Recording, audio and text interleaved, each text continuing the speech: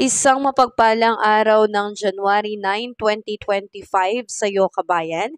Narito po ang latest update natin sa ating panahon. Pero bago ang lahat, ako po muli ay makikisuyo ng like and subscribe at pahit na rin po ng notification bell para updated ka pa po sa ating susunod na ulat panahon.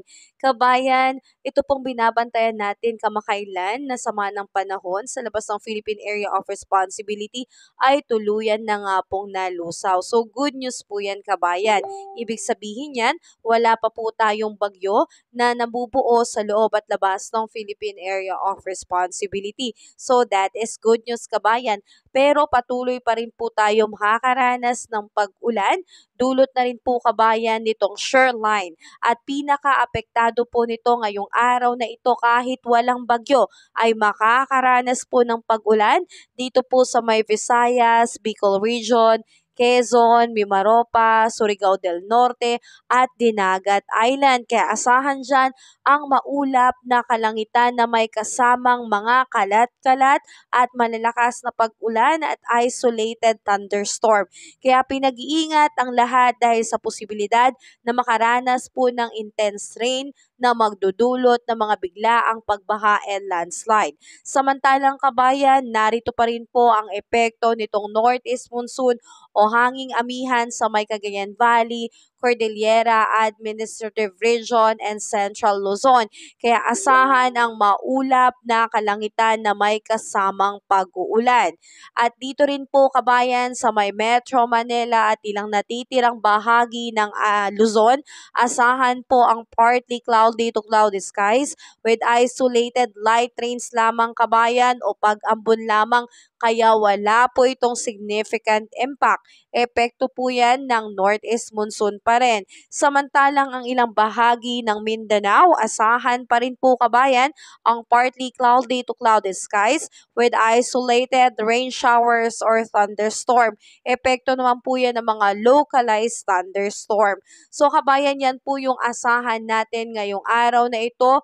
Dulot pa rin po ng shoreline, posible po tayo makaranas ng mga pag-ulan, heavy to intense rain. So narito po yung heavy rainfall outlook natin dulot po ng shoreline. So ngayong araw, January 9, 2024, heavy to intense rain 100 to 200 millimeters na buhos ng ulan ang asahan sa may Camarines Sur, Catanduanes, Albay, Sorsogon, Northern Samar and Eastern Samar. Samantalang moderate to heavy rain ngayong araw na ito sa may Camarines Norte, Masbate, Romblon, Aklan, Capiz, Samar, Biliran, Leyte, Southern Leyte, Dinagat Islands at Surigao del Norte.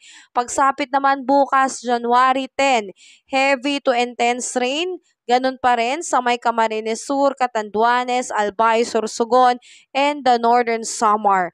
Moderate to heavy rain sa may Camarines Norte, Masbate, Eastern Samar at Samar. Pagsapit naman kabayan ng January 11, heavy to intense rain pa rin sa may Camarines Sur. Moderate to heavy rain sa may Quezon, Camarines Norte, Catanduanes, Albay, Sorsogon at Marinduque. So pinag-iingat po, lalo na yung mga kababayan natin na makakaranas po ng matinding pag-ulan, posible pong magdulot ito ng mga localized flooding. Ganun din po ng mga landslide lalo na sa mga mountainous areas. So tayo po ay mag-ingat at mag-monitor kabayan. Ganun pa man, dagdag natin dyan ang ating air temperature po ngayong araw ay posibleng umabot sa lawag ng 31 degrees Celsius, Baguio 22 degrees Celsius, Metro Manila 30 degrees Celsius, Tagaytay 29 degrees Celsius, maulan sa Tugigaraw 26 degrees Celsius, sa Legazpi maulan 29 degrees Celsius.